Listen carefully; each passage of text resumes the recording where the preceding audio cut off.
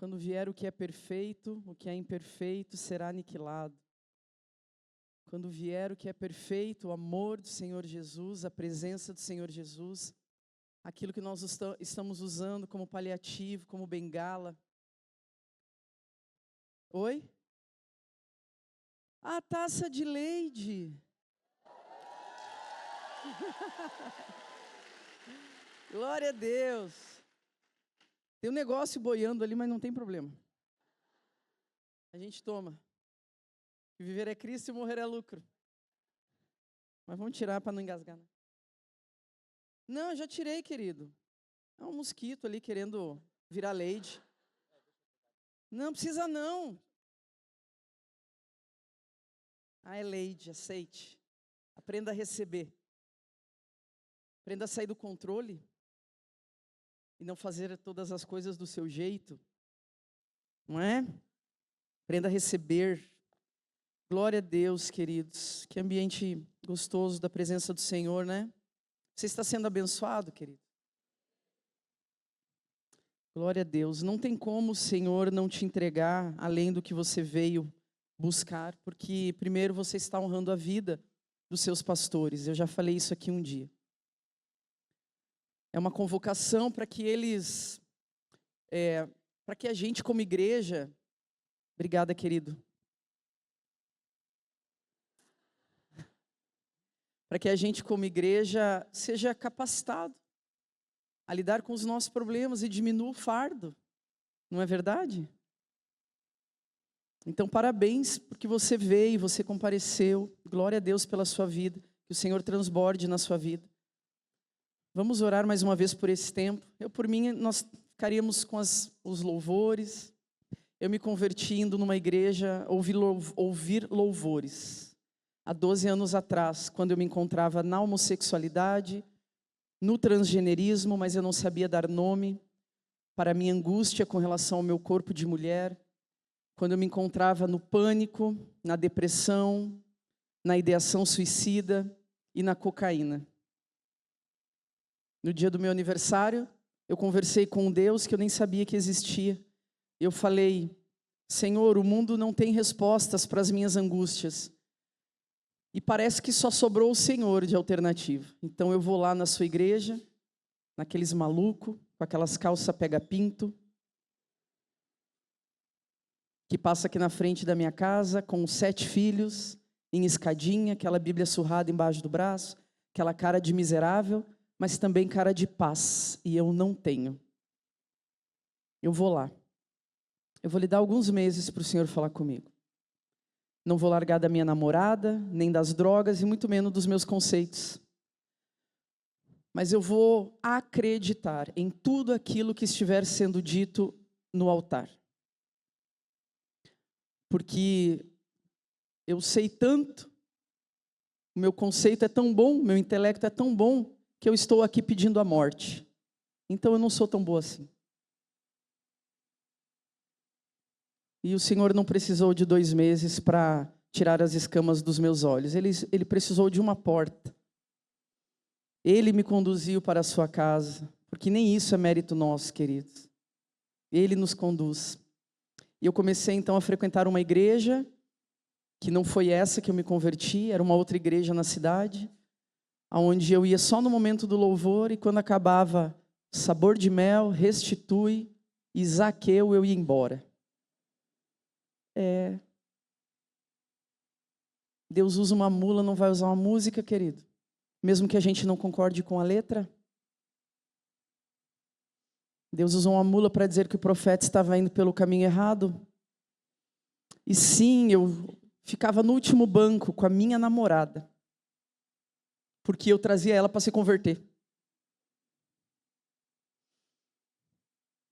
E o Senhor começou a destruir um castelo de areia dentro do meu coração. A luz do Senhor começou a entrar através de louvores, dos quais eu profetizava sobre a minha vida, mesmo não sabendo que eu precisava de tudo aquilo que eu cantava.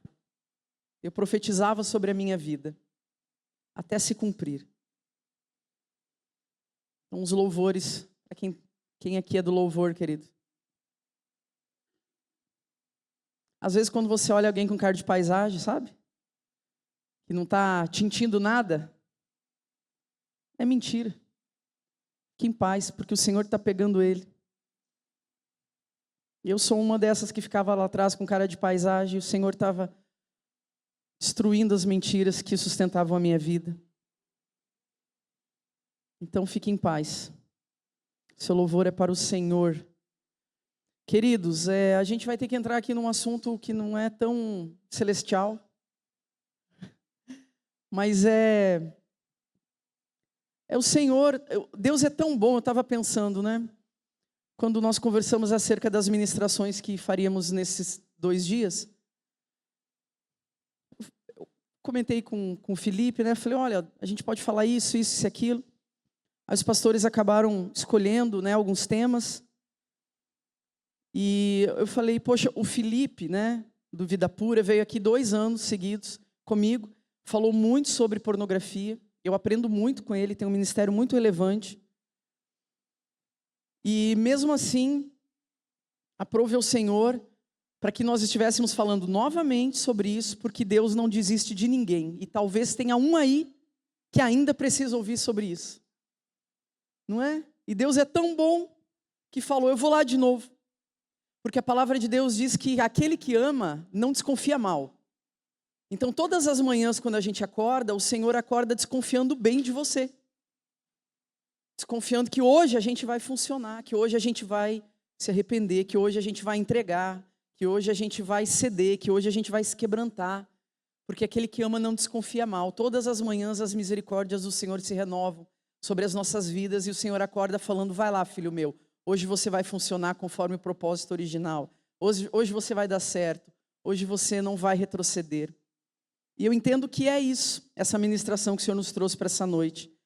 A palavra de Deus diz em João 10, 18, vamos orar, né, por esse momento. Pai, obrigado, Senhor, por mais esse tempo na Tua presença, onde nós estamos aqui para glorificar o Teu nome, Senhor Jesus. Glorificar o Teu santo nome, conhecer mais de Ti. Conhecer os tesouros que o Senhor tem para aqueles que buscam, que confiam, que aguardam, que esperam no Senhor. Nós pedimos que a Sua misericórdia, o Seu amor, a Sua graça nos alcance mais uma vez essa noite, nesse momento. E pedimos, por gentileza, Espírito Santo de Deus, glorifique mais uma vez o nome do Senhor Jesus Cristo em nosso meio, porque para Ele existimos, somente por Ele existimos. Fique à vontade, Espírito Santo de Deus, para entrar em lugares que talvez estão fechados, baús, porões, que nós não permitimos que ninguém abra. Nós queremos Te dar licença, Espírito Santo de Deus, para curar os nossos corações, sarar a nossa alma, alinhar a nossa vida diante de Deus, no nome santo do Senhor Jesus. Amém, Deus. João 10, 18, a palavra de Deus diz assim, ninguém toma a minha vida, eu a dou. Quem disse isso? O Senhor Jesus, né? Ninguém toma a minha vida, eu a entrego, eu a dou. Uma decisão que abençoou o mundo todo. Decisões de homens posicionados abençoam o mundo todo, queridos.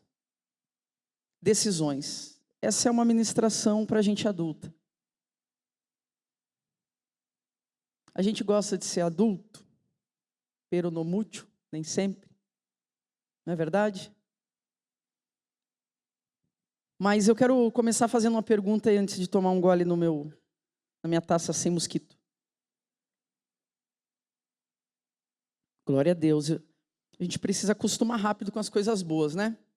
Vou jogar fora os copos de plástico lá de casa, vou comprar um desse daí. Existe uma droga, queridos, droga mais consumida no mundo por cristãos.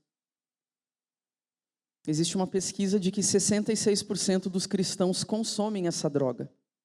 E que 36% dos cristãos se declaram viciados. As pesquisas, elas mudam um pouco. A última que eu li, esse número já tinha subido para 75%. Mas eu acredito que é subnotificado, porque nem todo mundo fala.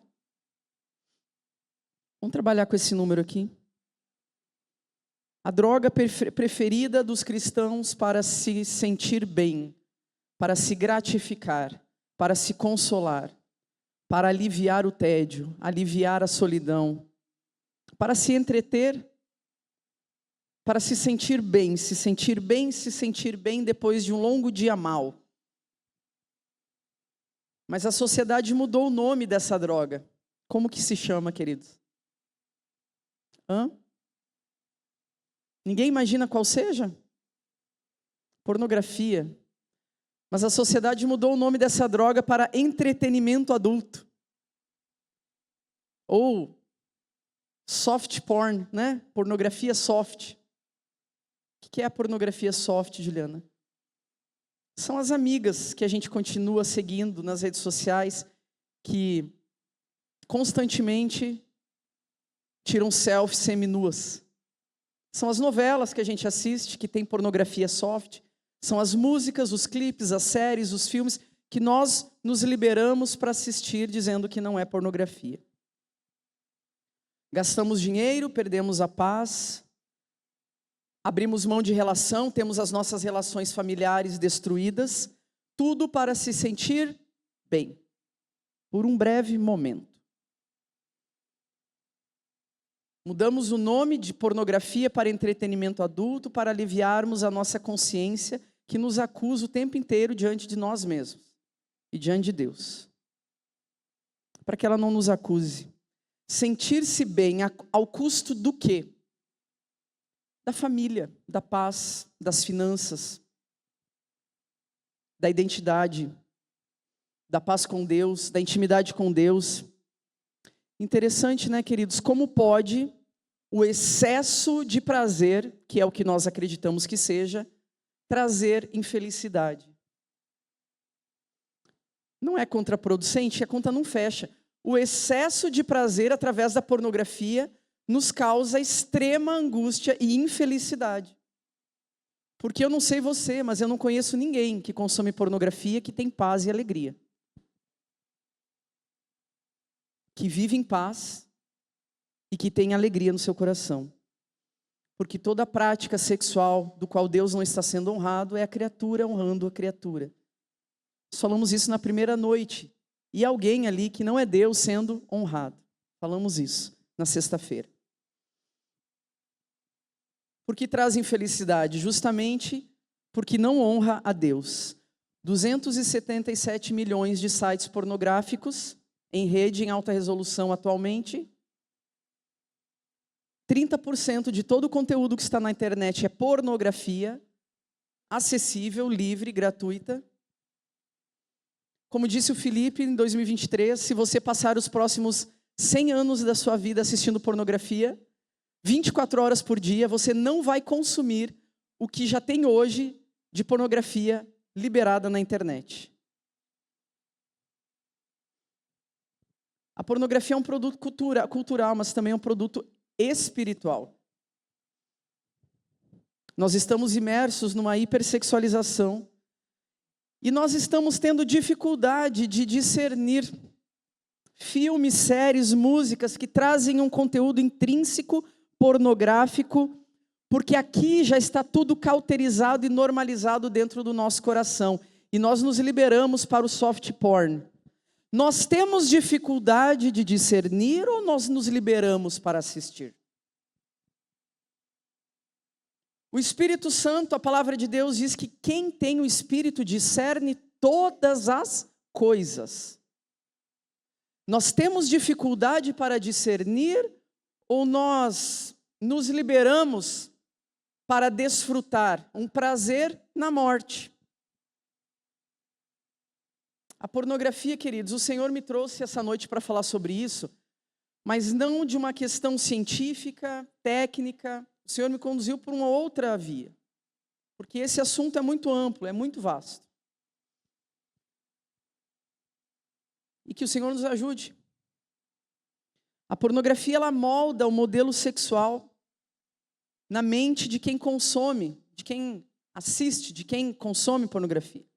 Então, disfunção erétil, dificuldade nas relações com pessoas reais, naturais, sem estímulo de imagens, de vídeos pornográficos, acaba se tornando uma dificuldade. A dificuldade de dar e receber afeto com pessoas reais, com pessoas naturais, de maneira saudável, acaba sendo uma dificuldade. Porque assim como um usuário de cocaína, eu fui uma usuária de cocaína. Assim como um usuário de cocaína e um usuário de crack, o consumidor se sente escravizado em consumir mais daquilo gradativamente. Você já sabe disso. É isso que damos o nome de vício, um prazer incontrolável. Um ídolo, né? Nós perdemos a nossa autoestima, nós perdemos o nosso senso de comunidade. Certa vez eu, lendo a palavra de Deus, em Salmo 115, a palavra de Deus diz que nós nos tornamos iguais aos ídolos que nós cultuamos. E aí eu fiquei pensando, Senhor, como é me tornar igual a um ídolo da homossexualidade? Como é me tornar ao ídolo da pornografia? Porque são ídolos, queridos. A pornografia é algo solitário. Não há relação, não há o outro, não há convívio. Nós nos tornamos, muitas vezes, aqueles que se isolam e buscam a sua própria destruição, diz a palavra de Deus. Aquele que se isola busca a sua própria destruição. Por quê? Porque a pessoa anda com um sentimento de que, se soubessem o que eu fiz antes de vir para o culto, não me teriam no grupo da igreja, não me teriam na célula, nos grupos, se soubessem meu segredinho sujo. E a pessoa começa a andar em isolamento. Começa a ter raiva de si mesmo. Porque essa é a resolução que o ídolo entrega. Ele promete que ele vai te entregar felicidade. Mas o pecado não tem poder de entregar felicidade, queridos. O pecado entrega o que a palavra já prometeu: morte, acusação. Então, a resolução não é suficiente para pararmos de consumir. Qual é a resolução após ver pornografia? Culpa, nojo, raiva de si mesmo, afastamento das pessoas que amamos, condenação, sentimento de sofrimento. A exposição continuada à pornografia, ao consumo de pornografia, queridos, ela dá ao cérebro um tipo de alucinação, de descarga que o cérebro não tem suporte para receber, um clímax que não é natural, que o cérebro não está preparado para lidar com uma descarga tão grande de adrenalina. Então a nossa mente vai ficando como? Dessensibilizada. As coisas reais, naturais, palpáveis, porque nós estamos inundados numa overdose de mundo irreal, de prazer irreal.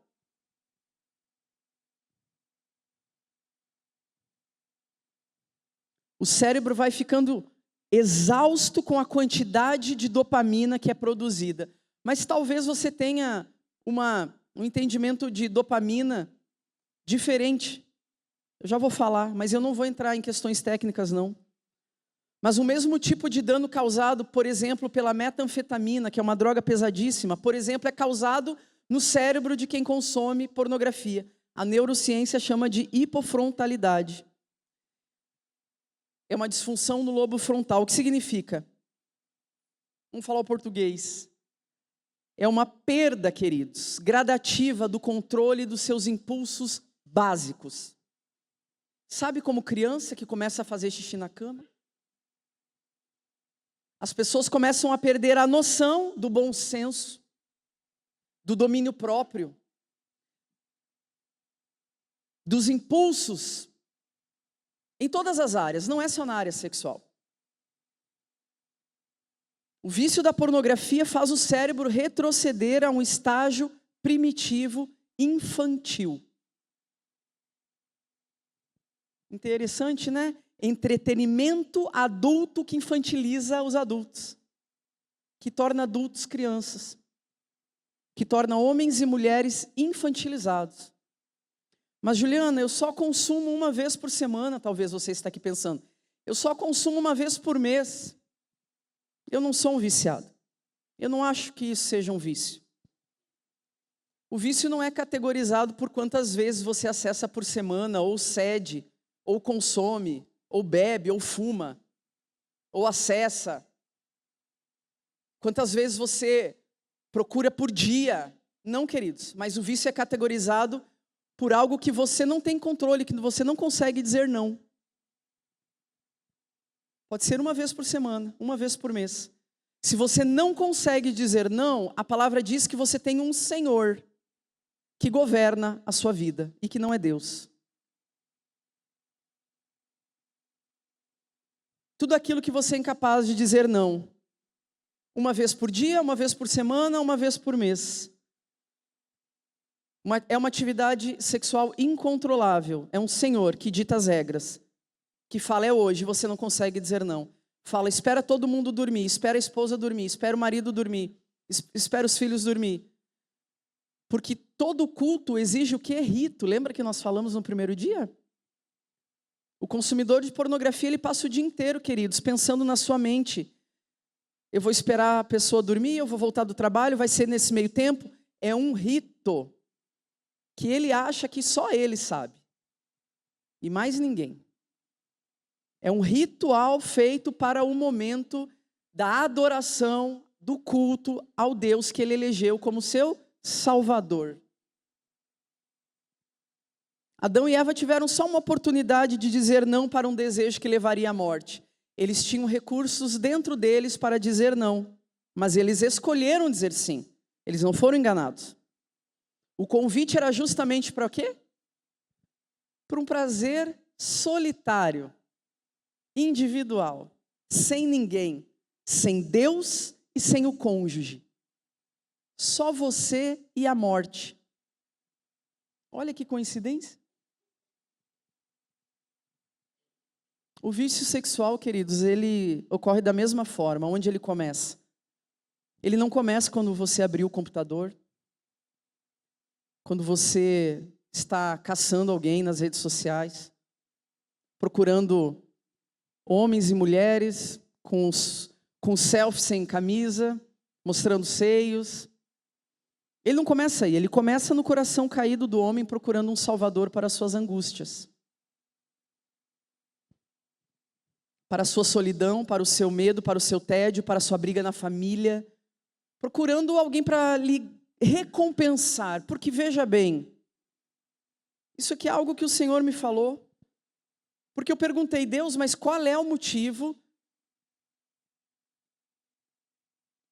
desse número tão alto entre nós cristãos? Porque até então eu olhava para as questões emocionais negativas. Solidão, carência, tédio. Então as pessoas estão buscando um escape. E o Senhor me falou, não.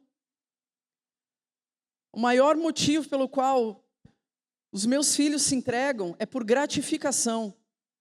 Porque veja bem, eu sou o cara, eu sou a mulher, eu preciso dar conta de tudo. Da família, do trabalho, do ministério, muitas vezes, dos filhos, da casa, não sei o quê. Então eu me libero para esse momento de gratificação.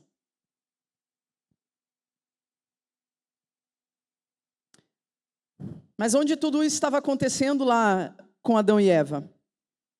Estava acontecendo num lugar chamado Éden, que quer dizer lugar de delícias, lugar de prazer. Mas um lugar de prazer na presença de Deus, onde Deus estava sendo honrado. A partir desta escolha, queridos, porque é uma escolha, por isso que eu falei que a conversa é para gente adulta. Gente adulta é gente que governa a sua própria vida e se responsabiliza pelas consequências dos seus atos.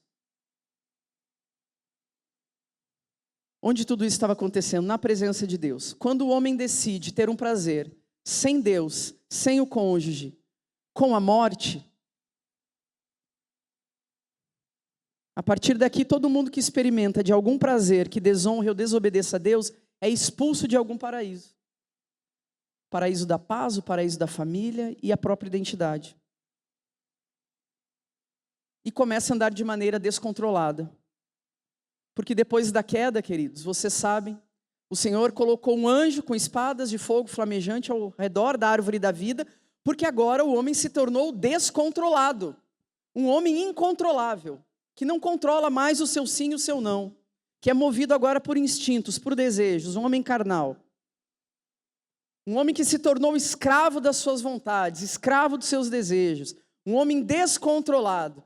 Ei, queridos, homens exaustos negociam os seus princípios. Como está a sua vida? Homens e mulheres cansados, exaustos, negociam os seus valores e os seus princípios diante de Deus.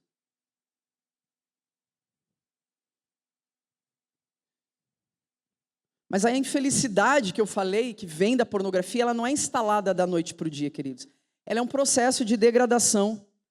Por quê? Porque na cabeça do abençoado ou da abençoada, eles estão atrás de felicidade, de prazer.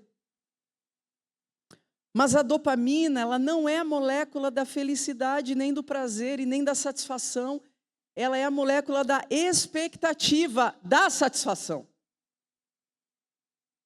Da expectativa de que algo muito, muito, muito bom vai acontecer. Da expectativa de uma redenção plena, de um auge, de um boom que nunca vai acontecer. Então ela te dá uma descarga muito grande, fazendo com que você acredite que a satisfação virá. Mas a dopamina não tem como finalidade te satisfazer, mas te dar expectativa de uma alegria muito grande, de uma alegria plena. E quando acaba, a resolução não é a alegria plena, mas é o nojo, a raiva de si mesmo, a culpa, a condenação, porque é isso que o pecado entrega. E ela vai empurrando cada vez mais, vai moldando a sua mente cada vez mais para a linha daquilo que é ético, daquilo que é aceitável, daquilo que é moral, da linha da sobriedade, sobre como você lida com as pessoas, como você vive a sua vida, como você administra as suas relações. E a pessoa vai ficando cada vez mais dessensibilizada para o mundo real e para as relações. E aí você começa a conversar com a pessoa sem noção. Falas erotizadas, sem noção, vulgarizadas, palavras vulgares, sem noção, vocabulário abusivo, falas constrangedoras, desconfortáveis. Aqui começam os abusos também, psicológicos, verbais, porque a pessoa vai voltando a um estágio primitivo mental, queridos. Ela vai gradativamente perdendo a realidade das coisas, a falta de respeito com o parceiro, a falta de respeito com as pessoas. Porque a pornografia vai criando expectativas fantasiosas de como eu vejo, eu quero que o meu parceiro também haja assim. Eu quero que o meu cônjuge, que a minha vida sexual seja assim, da maneira como eu assisto. E esquece do respeito, do amor, e coloca o seu parceiro num lugar de objeto, que precisa se submeter às suas fantasias, ou melhor, às suas perversões.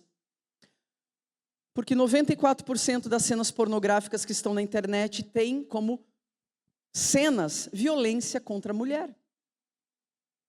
Não tem nada de romântico. 94% das cenas é uma indústria voltada para destruir o cérebro do homem, queridos. Aqui eu não estou dizendo que mulher não consome pornografia. Mas esse dado nos revela quem é o público-alvo da pornografia. 94% das cenas pornográficas têm algum tipo de violência e de abuso contra as mulheres. Eu quero ler aqui Gênesis 20, do 1 ao 7. Pode colocar na tela para nós? Gênesis 20, do 1 ao 7.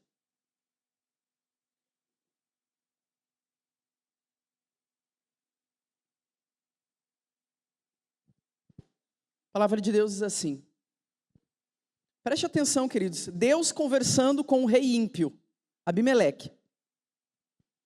Partiu Abraão dali para a região do Neguebe e foi viver entre Cádiz e Sur. Depois morou um tempo em Gerar.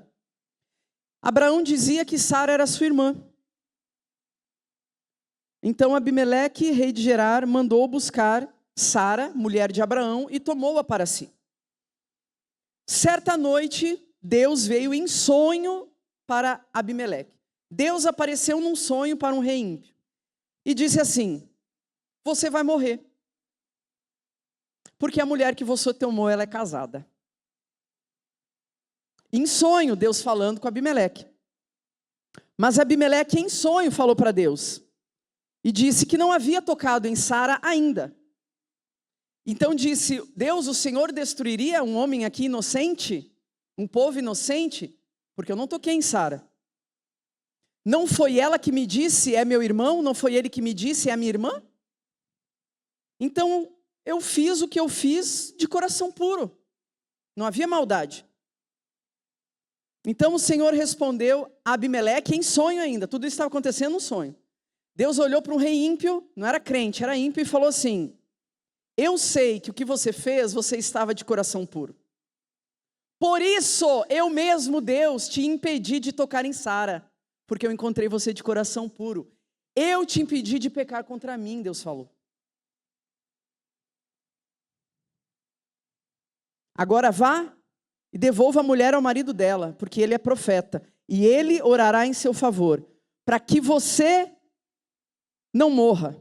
Mas se você não devolver, se você não obedecer, esteja certo de que você e tudo o que é seu morrerá. Gênesis 20, onde o pai da fé, Abraão, contou uma mentirinha para se safar. E Sara, a Sara que lute. Eu preciso me safar, porque eu sei que se descobrirem que ela é minha mulher, vão me matar. Ela que se vire lá no harém, mais ou menos assim. Pecados sexuais, queridos, colocam a nossa família em risco. Assim como as mentiras andam de mãos dadas com pecados sexuais, a verdade anda de mãos dadas com a restauração. Obrigado. Sara era mesmo irmã de Abraão? Sim, por parte de pai. Mas ele usou dessa informação para se proteger, no intuito que não soubessem que eles eram casados, para preservar a sua própria vida, para esconder algo.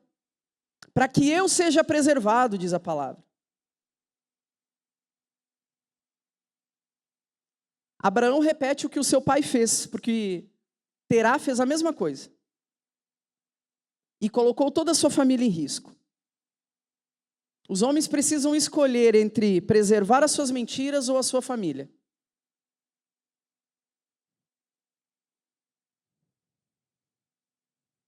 Abimeleque, um rei que foi encontrado com o coração puro. E aí Deus disse para ele: sim, eu sei que você estava com o coração puro, mas agora vá e conserte esse negócio, resolva. Agora você é sabedor e agora você tem uma ordem: alinhe, devolva a mulher, resolva essa situação, conserte esse negócio. A palavra diz: vai e conserte, do contrário, porque agora você é sabedor. Se você não me obedecer, se você não fizer o que eu estou te mandando, saiba que você e tudo o que é seu morrerá. Você, a sua esposa, os seus filhos, os seus netos, os seus cachorros, a sua família, o seu negócio, os seus sonhos, o seu ministério, você e tudo que é seu vai fracassar. Andar impuro diante de Deus, queridos, não afeta só você, mas tudo o que é seu, tudo o que você tem. Talvez você não sabe porque a sua vida financeira não anda. O Senhor está te respondendo aqui hoje.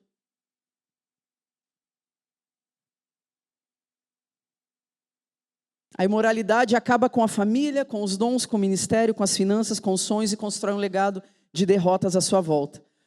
Mas Deus disse: eu vi que você estava com o coração puro. Interessante, né? Quem é encontrado com o coração puro diante de Deus é impedido pelo próprio Deus de pecar. Olha só. Não é a gente que não peca. Deus nos livra do pecado. A palavra diz que o Senhor falou: eu te protegi para não pecar contra mim, porque você foi encontrado com o coração puro. Que Deus maravilhoso. Agora, eu te protegi. Agora, queridos, quem tem o coração malandro diante de Deus, vai ter que proteger a si mesmo. Está entregue a si mesmo. É o homem de Romanos 1. O homem entregue a si mesmo. Então, não adianta muitas vezes, queridos, ter disciplinas espirituais, subir no monte, jejuar, orar. Se Deus já nos deu uma direção, se é para mim, diz que eu não posso agora. Se Deus já nos deu uma direção, mas a gente quer continuar fazendo as coisas do nosso jeito. Porque quando somos encontrados impuros diante de Deus, a gente vai ter que se proteger. Mas um homem ímpio recebeu uma direção de Deus, obedeceu a Deus e Deus guardou ele, a sua casa e tudo o que era seu. Quem aqui tem um propósito de vida, queridos? Por que essa falsa humildade? Porque todos aqui temos propósitos. E não só um. Nós temos um propósito universal, que está em Efésios 2, que é glorificar o nome do Senhor. Mas nós temos um propósito horizontal também, que é a nossa contribuição para o mundo, para implantar o reino de Deus na terra. Você tem. Na sua casa, na sua empresa, no seu negócio, no seu lar, no seu trabalho, na sua vida. Mas como que você protege os seus sonhos e os seus propósitos, querido? Quando você está fragilizado, quando você está querendo se gratificar, quando você está entediado, quando você está solitário, quando você está se sentindo carente, quando você brigou com a esposa, com o esposo, quando você está sob pressão, como você protege os seus sonhos e os seus propósitos?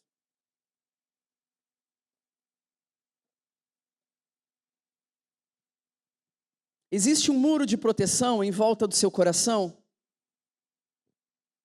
Em volta dos seus sonhos? Daquilo que você decidiu viver em Deus, em Cristo? Como você protege os seus sonhos quando você está sendo pressionado por aquele grupo de amigos no WhatsApp? Como se alguém estivesse te forçando lá dentro a permanecer dentro daquele grupo e não estivesse lá por escolha? Como que você protege os seus propósitos, aquilo que Deus confiou para você, que talvez não seja sabedor para você ainda, mas existe algo que Deus deu somente para você. A palavra de Deus diz em 1 Samuel 13, eu vou ler aqui, rapidamente, a respeito de Saul, porque Deus deu um grande propósito para ele. A palavra de Deus diz assim, 1 Samuel 13. Quando Samuel falou para Saul aguardar 7 dias para então oferecer o holocausto, e Saul desobedeceu a Samuel. Disse assim, ele esperou 7 dias, o prazo estabelecido por Samuel, mas este não chegou a Gilgal, e os soldados de Saul então começaram a se dispersar. Então Saul ordenou, me tragam o holocausto para sacrifícios. Saul então ofereceu o holocausto, e quando terminou de oferecer, chegou o profeta Samuel e foi saudá-lo. E perguntou ao profeta, o que você fez? Saul respondeu, quando eu vi que os meus soldados estavam se dispersando, quando eu vi que os filisteus estavam vindo nos atacar, quando eu vi que você não estava chegando no prazo estabelecido, quando eu vi que os filisteus já estavam em Micmas e estavam entrando na cidade, e os meus soldados estavam indo embora, então eu não resisti à pressão e eu ofereci holocaustos. Eu pensei, agora os filisteus nos atacarão. E eu não busquei o Senhor, disse Saul. Por isso eu me senti obrigado, ele disse, a fazer o que fiz. E disse Samuel, você agiu como um tolo, você desobedeceu a Deus, você desobedeceu ao mandamento do Senhor. Se você tivesse obedecido, ele teria estabelecido seu reinado para sempre. Mas agora, olha só, queridos, como homem entrega o seu propósito. Quando eu falo homem, é homem e mulher, ok? Mas agora, disse o profeta, porque você decidiu no seu coração a ceder à pressão e agir por conta própria, desobedecendo a ordem do Senhor, o seu reinado, o seu propósito não permanecerá. O Senhor está procurando outro homem para fazer o que Deus tinha entregue para você fazer. Porque você não obedeceu ao Senhor.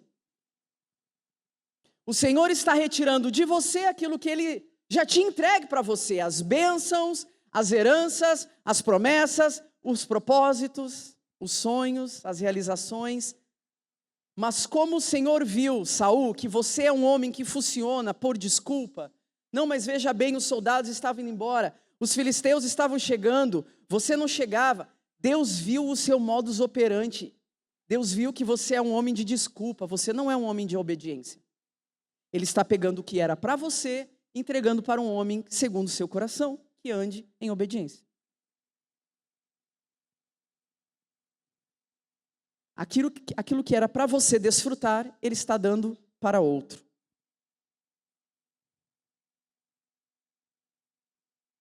Uma das principais forças que impedem, queridos, a gente de viver os nossos propósitos é o fracasso que nós temos na área sexual. E a gente não consegue desfrutar de um chamado, de uma família, de uma vida com Deus, de uma intimidade, porque temos uma derrota na área sexual. Pensei, disse Saul. Achei isso, achei aquilo, justificando o que estava fazendo. Porque quem desobedece, queridos, isso é um princípio lá do Éden, né? Quem desobedece sempre vai colocar a culpa em terceiros. Nunca vai assumir os seus BOs. Por isso que um dos pilares da restauração na área sexual é autorresponsabilidade e honestidade diante de Deus. Eu fiz porque eu quis. Eu fiz porque eu tenho desejo. Eu fiz por vontade própria. Diante de Deus. Mas Saul não. Foi o povo, foram os soldados, foi a solidão, foi a carência, foi a pressão, foi a briga com o cônjuge, foi o Bolsonaro. Tudo é culpa dele, né, pastora? Coitado do Bolsonaro. Que Deus o livre de todo mal, em nome de Jesus. Porque a gente se acostuma a viver de desculpas, queridos. Mas quem vive de desculpas não vive os propósitos. Porque Deus espera de nós uma resposta. E a resposta que Ele espera não é uma desculpa, é uma obediência. Dê a Deus uma obediência e não uma desculpa. E aí Deus olha para Saul e fala, eu já vi como você funciona, cara. Você tinha tudo para dar certo. E você tem ainda. Mas você é um homem de desculpas, você não é um homem de posicionamento. Lembra o versículo que eu li no início aqui? O Senhor Jesus Cristo disse o quê? Eu dou a minha vida. Eu escolho, eu decido ser responsável. Eu entrego a minha vida. Ninguém tira, ninguém toma ela, eu a dou. Escolhas que abençoam o mundo inteiro. E Deus começou a procurar então um homem disposto a obedecer para viver grandes bênçãos, grandes promessas, desfrutar, herdar, conquistar, viver os sonhos que Deus tinha. Mesmo que custasse os seus prazeres. Aqui eu não estou dizendo que Davi era um santo, mas ele tinha um coração contrito diante de Deus. E um coração arrependido diante dos seus pecados. E Samuel falou, se você tivesse obedecido, o Senhor teria estabelecido seu reinado para sempre. Talvez Deus esteja levantando outro para cumprir aquilo que era para nós desfrutarmos. Mas talvez nós não tenhamos um caráter em Deus para administrar tudo aquilo que Ele tem para nós. E o Senhor fala, você não dá conta. Desse jeito, não. Assim, não. Porque se Deus entregar grandes coisas para alguém que vive com uma identidade fragilizada, servindo a si mesmo todos os dias, o Senhor não nos abençoa, o Senhor nos mata. Porque uma identidade que se sujeita aos princípios do mundo, queridos, não sustenta grandes bênçãos e nem grandes promessas. Nós precisamos ter uma identidade fundamentada em princípios do reino de Deus e não do mundo caído, para sustentarmos bênçãos, heranças e promessas que não está nesse mundo, mas que o Senhor nos abençoa através deste mundo. Mas uma identidade fragilizada, carente, adoecida, não dá conta de suportar aquilo que está pedindo em oração.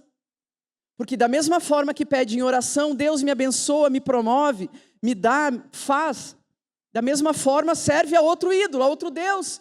E a palavra de Deus diz que não tem como servir a dois senhores, porque você vai odiar a um e vai passar a servir, a amar o outro. Os seus sonhos, os seus propósitos, da sua família, queridos, a sua paz, vale enfrentar esse gigante?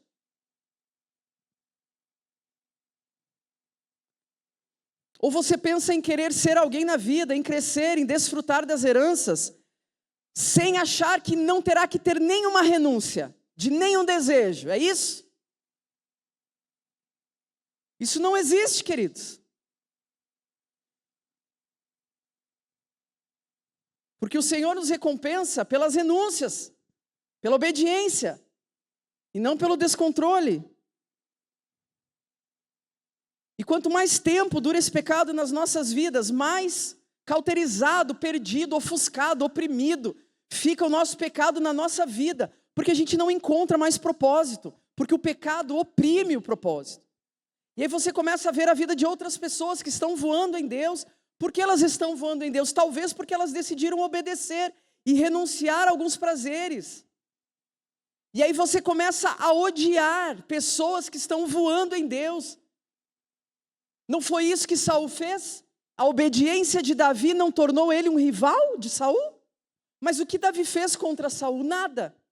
Ele obedeceu a Deus. Isso fez, do ponto de vista de Saul, olhar para Davi e odiar aquele que obedece.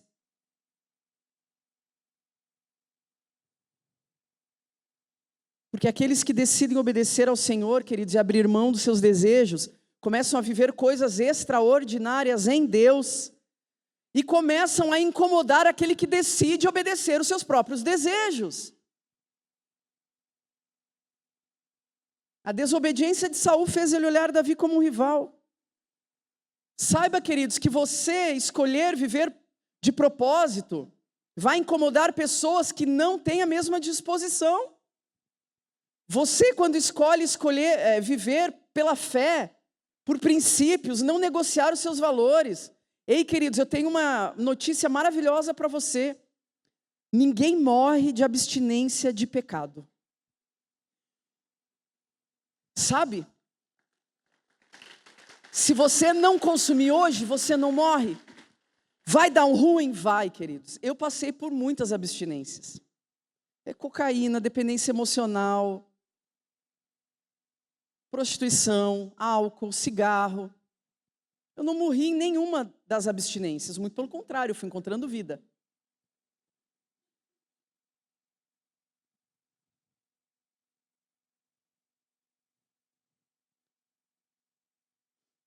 Vou pular aqui que eu já estou com 8 minutos. Preciso rever essas minhas anotações.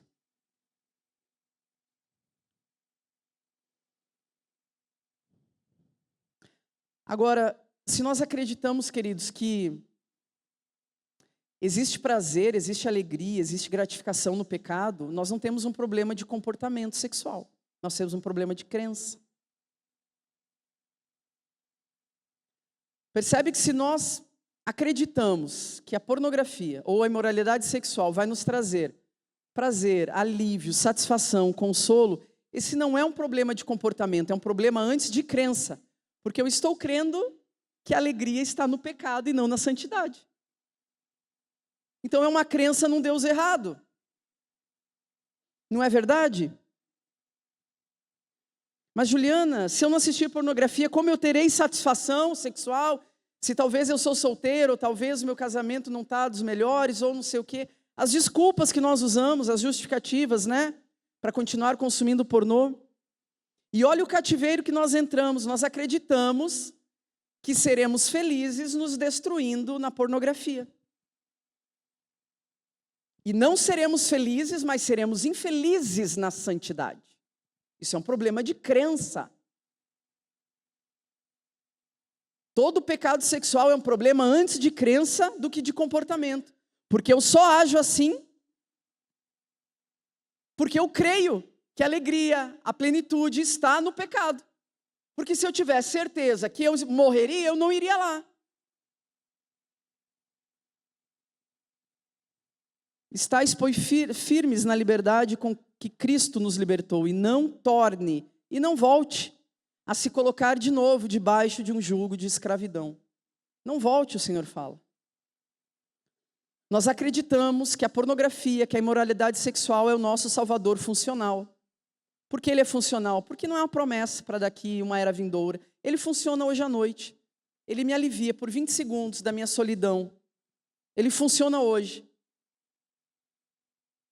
Então a crença não é de que a pornografia é o nosso destruidor. A crença é que a pornografia é o nosso salvador. Então ele me salva hoje da minha carência, do meu desejo, dos meus prazeres, do isolamento, da rejeição. Por que da rejeição, queridos? Porque, veja bem, ninguém vai me rejeitar do outro lado.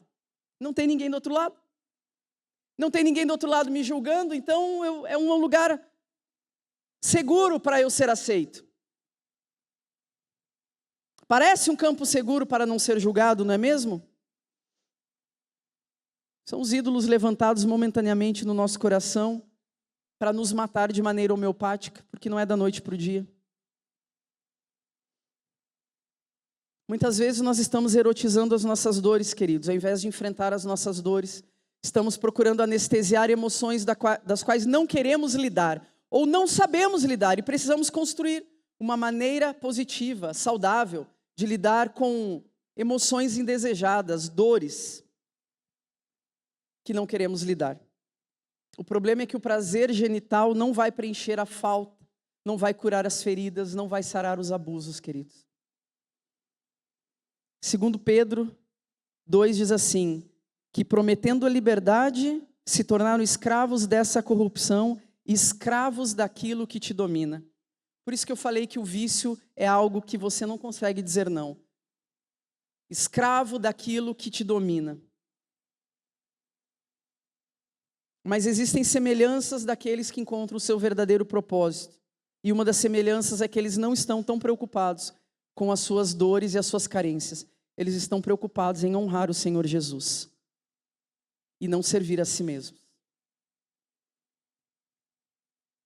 O problema da pornografia é que nós estamos no centro, servindo a nós mesmos. Removemos Cristo do centro, não queremos ser o segundo nas nossas próprias vidas. Mas como eu falei ontem, o convite não era esse, e nós aceitamos. Nós não lemos as entrelinhas, como disse o vídeo aqui, né? O convite era, já não sou mais eu quem vivo, agora é Cristo que vive em mim. E a vida que eu vivo agora, eu vivo pela fé no Filho de Deus que me amou e se entregou por mim. Eu já estou encerrando. 2 altares levantados nos nossos corações. Um quer servir a si mesmo, o outro quer servir a Deus. Um preço muito alto que nós estamos pagando para dar manutenção para os nossos ídolos, para manter o pecado sexual nas nossas vidas. Um preço muito alto, queridos. Nossa identidade, nossa paz, nossa família, nosso ministério, nossas finanças. Eu tentei ficar 12 anos, 13 anos pecando em paz na homossexualidade. Só que eu não consegui, porque não há paz no pecado. Mas eu não tinha o Espírito Santo? Não. Mas nem os mortos têm paz no pecado. Porque a palavra de Deus diz que está chegando a hora e já chegou em que os mortos ouvirão a voz do Filho de Deus e aqueles que ouvirem serão salvos. Mesmo morta, eu não vivia em paz com os meus pecados. Imagina aquele que tem o Espírito Santo de Deus, que a todo momento está buscando, está procurando nos convencer do pecado, da justiça e do juízo. Está chegando a hora e já chegou em que os mortos ouvirão a voz do Filho de Deus, e aqueles que ouvirem serão salvos. João 5:25. Nem a minha consciência morta me deixava em paz. Eu já havia entregado tudo, a minha identidade, a minha família, porque não tinha relação com a minha família, a minha saúde, porque tinha emagrecido muito por conta do uso de drogas, a minha segurança, porque eu saí da casa da minha mãe com 17, 18 anos, fui morar num 3x3, no centro da cidade, onde o esgoto passava dentro da minha casa. E lá eu fiz um antro para receber pessoas, para usar drogas. Eu já tinha entregue a minha paz. Certo dia, um homem chegou lá nessa casa, quebrou tudo. Quebrou a porta, vidro, janela, 13 horas da manhã. Porque eu estava com a namorada dele lá dentro. E eu lembro que eu orei naquela noite, falei: Senhor, se o Senhor me livrar aqui, eu vou servir ao Senhor. Acordei no dia seguinte, fui atrás do meu ídolo. Porque o Senhor me livrou aquela noite. Mas o Senhor é misericordioso, e Ele continua me salvando, Ele continua me guardando, Ele continua me preservando. Mas existem lugares, queridos, de avanço e de crescimento, que nós só vamos progredir, nós só vamos alcançar depois de arrependimento. Arrependimento do quê, Juliana? De viver a nossa vida do nosso jeito, achando que não fizemos mal a ninguém.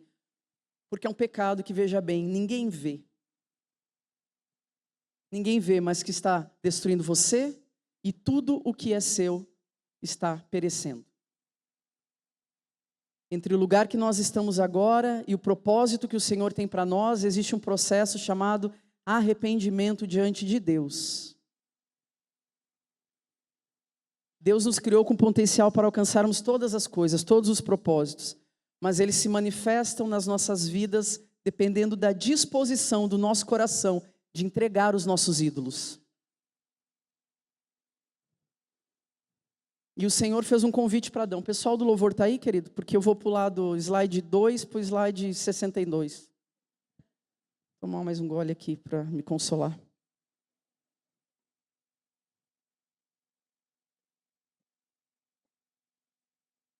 Eu não quero estender mais.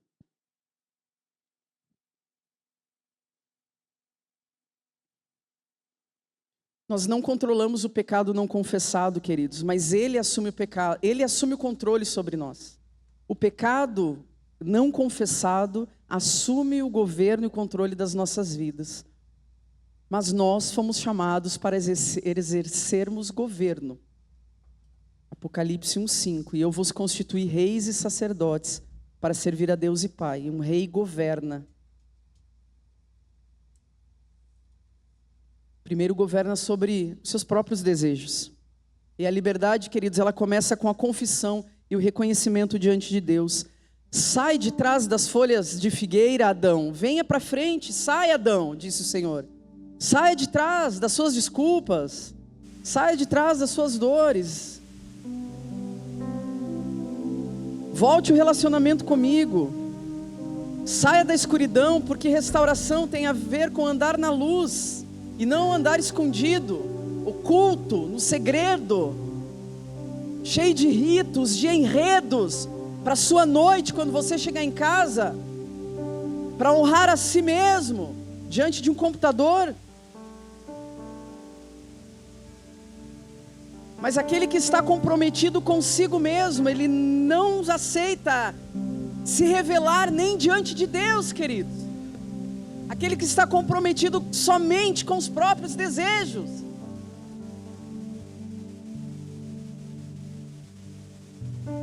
Não tem como esconder uma vida dupla, queridos. Não tem como. Talvez seu líder não saiba, seu esposo não saiba, mas aquele que te deu a vida sabe.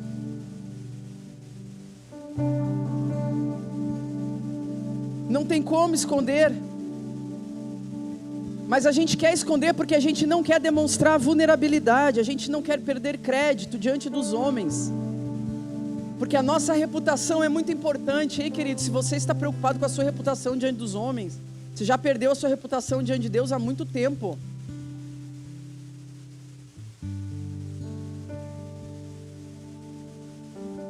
Proteja os seus propósitos, proteja os seus sonhos. Tire a tentação da sua frente. Saia dos grupos de WhatsApp, dos seus amigos que mandam nudes.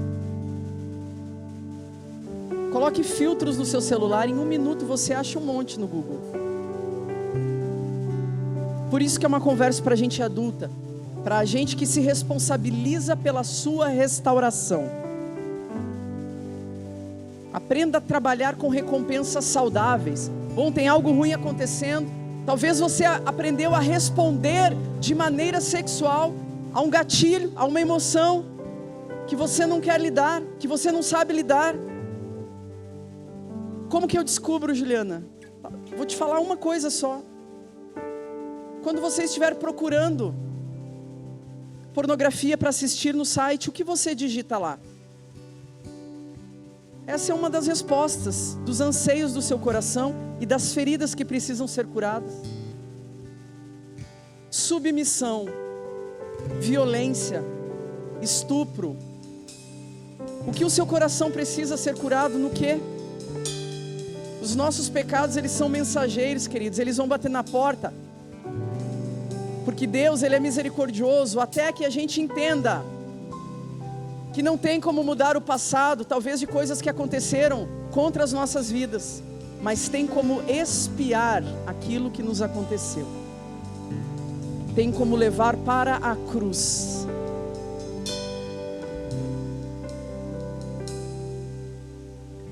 Não tente viver uma vida, queridos, encaixado na mentira, mesmo que ninguém saiba. Não viva uma vida de mentira. Saia de trás das folhas de figueira, disse o Senhor Jesus, e assuma as suas responsabilidades diante das suas escolhas. Não resista à verdade. Nós ouvimos muito os cristãos falarem: Juliana, eu caí. E esses dias eu me perguntei: pai, mas quem anda na luz não cai, porque enxerga. Só cai quem está na escuridão. Nós não estamos andando na escuridão, queridos. Nós andamos na luz. Como sair de tudo isso? Primeiro é aceitar que a pornografia não é o seu salvador, é o seu destruidor, seu e da sua família e de tudo que é seu. Aceitar que você é responsável para mudar o seu contexto, mas que você não está sozinho, que Deus está com você e estará com você. O segundo passo é eliminar todas as fontes de acesso e de convivência a esses conteúdos. As fontes que você sabe que precisam ser feitas. E agora nós vamos orar e vamos encerrar, queridos. Fique em pé em nome de Jesus. Eu vou chamar aqui na frente quem gostaria de receber uma oração para vencer os seus ídolos. Eu sou a primeira a me colocar aqui, porque eu sei o que é ir inúmeras vezes, sozinha, à frente de uma igreja. Eu vou convidar você para vir aqui para orarmos juntos e destituirmos esse ídolo da sua vida. Ah, Juliana, mas eu vou ser envergonhado. Não, queridos, quem é envergonhado é Satanás na sua vida. E a partir de hoje o Senhor pega na sua mão e fala: você não está mais sozinho. Não importa quem está do seu lado, queridos. Os primeiros 6 meses que eu fui nessa igreja, que eu me converti, eu vinha todos os domingos para frente. Todos os domingos. O pastor começava a falar: quem tem vício? O pastor falava tudo errado, né, meu amigo? Falava drento, problema, bicicleta. E ele não falava vício, ele falava vício. É dizer, quem tem vício da pornografia, quem tem vício da droga, quem tem vício... E eu levantava a mão e tudo, ele parava. Ele falava: então vem, irmão. Aí no outro domingo ele falava de novo e eu ia de novo. Até que um dia eu não precisei mais ir. Mas não porque eu tinha vergonha, porque eu não tinha mais pecado. Eu não era mais encontrada impura diante de Deus. Mas todas as vezes que eu estou na minha igreja ou em qualquer outra e o Senhor ali me convenceu que eu tenho algo para entregar no altar, eu sou a primeira a sair do lugar, queridos. Venha que nós vamos orar, no nome de Jesus.